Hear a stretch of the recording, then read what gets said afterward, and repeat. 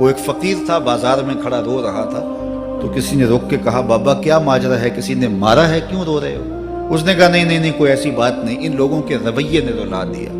کہا کیا مطلب؟ کہا بازار سے گزر رہا تھا، ان لوگوں کو دنیا میں کھوئے ہوئے دیکھا تو میرے دل میں ترس جاگا، تو میرا خیال یہ ہوا کہ ان بندوں کی رب کی صلح نہ کروا دوں، تو میں نے پھر اس سے بات کی، تو آواز آئی ٹھیک ہے لے آ ان کو میری چوکھٹ پہ، ایک آنسو سے سارے گناہ معاف کر دوں گا۔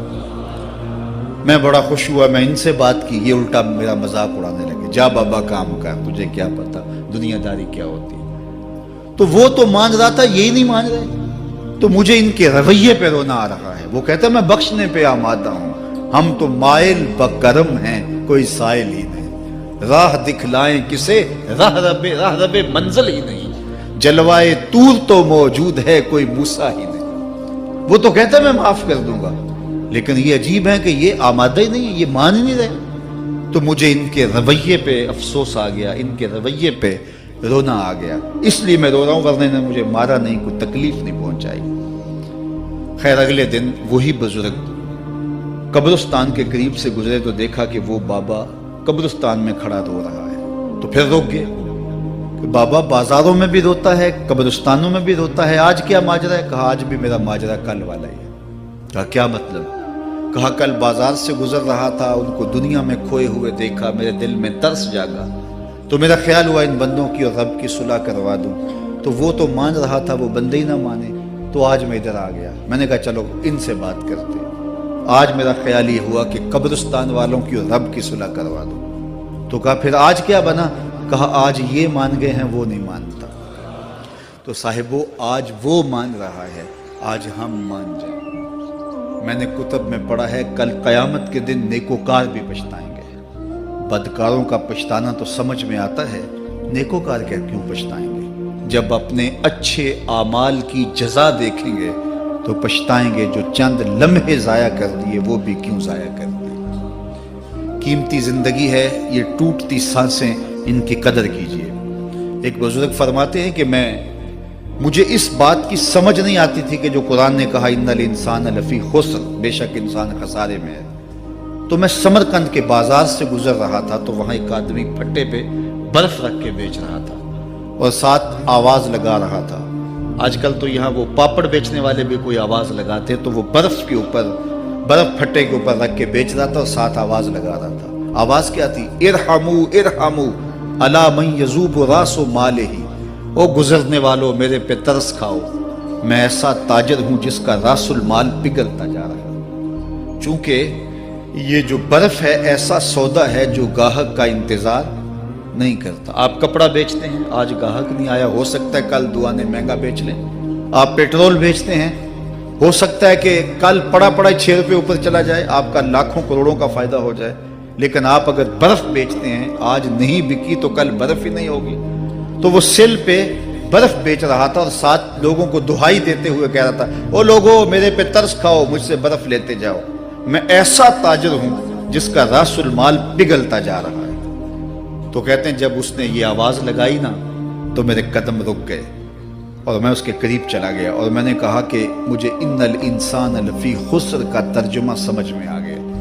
جس طرح تیری برف پگھلتی جا رہی ہے، میری زندگی پگھلتی جا رہی ہے، اور اگر تو اب برف وقت پہ بیچ لے، ان پگھلتی برف کو تو درہم کے بدلے، دینار کے بدلے، پارچہ جات کے بدلے، جنس کے بدلے فروخت کر لے تو فائدہ ہو جائے گا، 4 آنے تیرے ہاتھ لگ جائیں گے، اور میں بھی ان سانسوں کے بدلے درود پڑھ لوں، ان سانسوں کے بدلے سجود کر لوں، ان سانسوں کے بدلے قیام کر لوں، کسی دکھی کے سر پہ ہاتھ رکھ دوں، کسی پریشان کی پریشانی دور کر دوں تو میری سانسیں کام آ جائیں گی، ورنہ یہ ٹھہریں گے نہیں۔ سوئے ہوئے ہوں تو پھر بھی سانسیں ٹوٹ رہی ہوتی ہیں، تو ہم کتنی جلدی موت کی طرف بڑھ رہے ہیں، تو زندگی کتنی مختصر ہے اور ہم کتنے بے پرواہ ہیں۔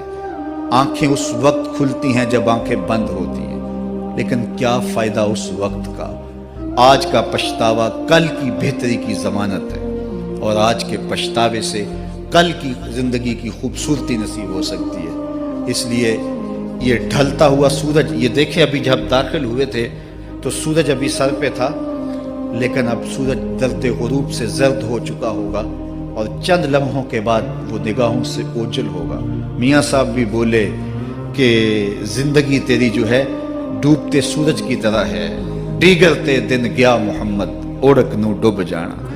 تو یہ میں اور آپ لمحہ لمحہ موت کے قریب ہو رہے ہیں۔ اس سے قبل کہ وہ وقت آئے کوئی حجت باقی نہ رہے، مجھے اپنی زندگی کو، آپ کو اپنی زندگی کو اللہ اور اس کے رسول کی چوکھٹ پہ حاضر کر دینا ہے۔ ہمارے میزبان محترم نے کہا والدہ ماجدہ کی بابت، تو آج ان کے اصالِ ثواب کے لیے میں اور آپ جمع ہیں۔ ایک وقت ہمارے اوپر بھی آنے والا ہے کہ لوگ ہمارے لیے جمع ہو رہے ہوں گے۔ یہ وقت تو آنے والا ہے، اس کے تو چھٹکارا نہیں ہے، اس سے تو خلاصی نہیں ہے، کوئی بھاگ سکتا نہیں ہے، موت سے تو فرار نہیں ہے۔ تو آج وہ نہیں ہیں، لیکن ان کا سعادت مند بیٹا ان کی یادوں کے چراغ کو روشن کیے ہوئے ہے۔ ورنہ میں ایسے بیٹے بھی دیکھے ہیں جنہوں نے اپنی سکی ماں کا جنازہ نہیں پڑھا۔ آپ کہیں گے کوئی ایسا بد نصیب بھی ہو سکتا ہے، جنازگاہ میں گیا ہے لیکن وہاں جا کے کھڑا رہا ہے، جنازہ نہیں پڑھا۔ آپ کہیں گے کہ ایسا بد نصیب، میں نے کہا ایسے بد نصیب آپ نے بھی دیکھے ہوں گے۔ یہ کون سے بد نصیب ہیں؟ یہ وہ بد نصیب ہیں جنہیں جنازہ آتا نہیں، ساری زندگی لوگوں سے فراڈ کرتے ہیں، اور جب اپنی ماں مر جاتی ہے، اپنا باپ فوت ہو جاتا ہے، تو یہ فراڈ پھر وہ اپنی ماں سے بھی کرتے ہیں، اپنے باپ سے بھی کرتے ہیں۔ مجھے بتاؤ کتنا بد نصیب ہے وہ بیٹا کہ جو اپنی ماں سے، اور وہ بھی مرنے کے بعد فراڈ کر رہا ہے، اور اپنے باپ سے وہ بھی مرنے کے بعد فراڈ کر رہا ہے۔ اور کتنا خوش نصیب بیٹا ہے کہ جو روزانہ اپنی ماں کے لیے دعا کرتا ہے۔ اور میں کہتا ہوں اگر بیٹا نمازی ہوگا، بیٹی نمازی ہوگی، اہتمام سے دعا نہ بھی کرے، دن میں کتنی مرتبہ کہے گے ربنا اغفر لی ولوالدی، اے اللہ مجھے بھی بخش دے، میری ماں کو بھی بخش دے، میرے باپ کو بھی بخش دے۔ اور جب بندے ہاتھ اٹھا کے دعا مانگتے ہیں، اللہ خالی ان ربکم حیی کریم یستحیی من عبدہ اذا رفع یدیہ ان یردہما صفرا، تمہارا رب حیا کرنے والا، سخی ہے، کریم ہے۔ بندے جب اس کے سامنے ہاتھ اٹھا کے دعا مانگتے ہیں، اللہ فرماتا ہے مجھے شرم آتی ہے ان کے اٹھے ہوئے ہاتھ خالی کیسے موڑ دوں۔ انہوں نے میرے سے مانگا ہے، میں بھی نہیں دوں گا تو کس در پہ جائیں گے۔ میں ایک دیہاتی بات کرنا چاہتا ہوں، اتنے لوگ جتنے آپ یہاں بیٹھے ہیں، اتنے لوگ اٹھ کے کسی دنیا دار کے ڈیرے پہ چلے جائیں اور اس سے کچھ مانگیں اور وہ دے سکتا بھی ہو، تو کیا وہ آپ کو خالی لوٹا دے گا؟ وہ کہے گا ڈیرہ داری کی شان کے خلاف ہے کہ اتنے لوگ دروازے پہ آ گئے اور ان کو خالی موڑ دوں۔ تو جب تم اتنے بڑے ڈیرہ دار ہو اور تمہیں اتنی غیرت ہے کہ اتنے لوگوں کو خالی نہیں موڑتے، تو کریم خالی موڑتے؟ آؤ تو صحیح اس کی چوکھٹ پہ جھولی پھیلاؤ تو صحیح۔ پھر دنیا داروں سے مانگنا ہو تو ان کی زبان میں مانگنا پڑتا ہے۔ اللہ سے جس زبان میں مرضی مانگو، عربی میں مانگو، اردو میں مانگو، ہندی میں مانگو، سندھی میں مانگو، اقبال کے لہجے میں مانگو، سادی کے انداز میں مانگو۔ نہیں مانگنا آتا خالی ہاتھ پھیلا دو، وہ بند لبوں کی بولیاں بھی سنتا ہے۔ آؤ تو صحیح اس کی چوکھٹ پہ، اپنے ہاتھ پھیلاؤ تو صحیح۔ دنیا داروں سے مانگے تو ناراض ہوتے ہیں، خدا سے نہ مانگو تو ناراض ہوتا ہے۔ اللہ کل ما یابو بکم ربی لولا دعاؤکم، آؤ نا اس کی چوکھٹ پہ، دستے طلب دراز کرو۔ دنیا داروں سے مانگنے کے لیے وقت چاہیے۔ اس وقت تو صاحب سوئے ہوں گے، اس وقت تو ناشتہ کر رہے ہوں گے، اس وقت تو بیوی بچوں کے ساتھ مشغول ہوں گے، لیکن اللہ سے جب بھی مانگو، پچھلے پہر کنڈی کھڑکاؤ، در رحمت کھلا پاؤ گے۔ دن کو مانگو، رات کو مانگو، مانگو تو صحیح، وہ تو اتنا کریم ہے۔ اچھا بت کو سامنے کھڑا کیا ہے اور زلیخا ہاتھ جوڑے بت کے آگے پکار کرتی ہے، روزانہ سے شام کھڑی ہو جاتی ہے، یا صنمی یا صنمی، اے میرے بت، اے میرے بت، بچھڑا ہوا یوسف ملا دے۔ سحر دم تک پکارتی رہتی، عمر بیت گئی، چہرے پہ جھریاں آ گئیں، بڑھاپا طاری ہو گیا۔ ایک دن رات کا پچھلا پہر ہے، بت کے آگے ہاتھ جوڑے یا صنمی کا وظیفہ پڑھ رہی ہے۔ اچانک نیند کا جھٹکا آ گیا، زباں بل کھا گئی، بولی یا سمادی یا سمادی۔ کہا جبریل جلدی جا، یوسف کے گھوڑے کا رخ موڑ دے۔ یا اللہ تجھے تو نہیں پکار رہی، وہ تو بت کو پکار رہی ہے۔ زباں بل کھا گئی، یا صنمی کی بجائے یا سمادی کے لفظ زبان پہ آ گئے۔